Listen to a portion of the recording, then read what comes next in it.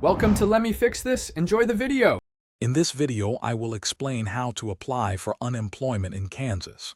First, you'll need to determine if you meet the eligibility requirements set by the state.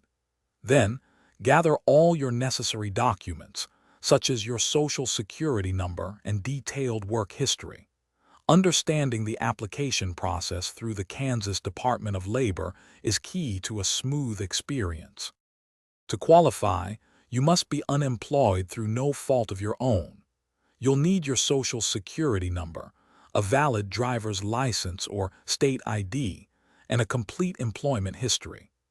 Be sure to provide accurate details for all employers you've worked for over the past 18 months, including contact information and reasons for separation.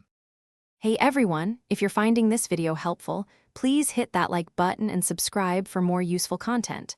On another note, I highly recommend The Simple Path to Wealth *. It's a fantastic book that can truly change how you think about money and investing. Check the description below for a link to the book and other great deals.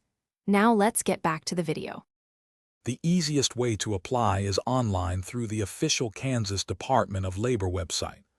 Be prepared to answer detailed questions about your job separation, as this helps determine your eligibility.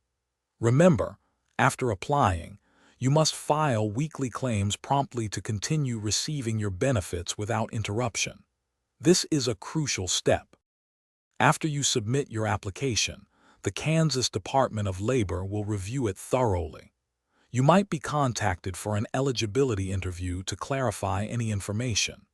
It's important to continue actively searching for work and to report your job search efforts weekly, as this is a requirement to maintain your unemployment benefits. Thanks for watching. If you found this helpful, don't forget to like and subscribe.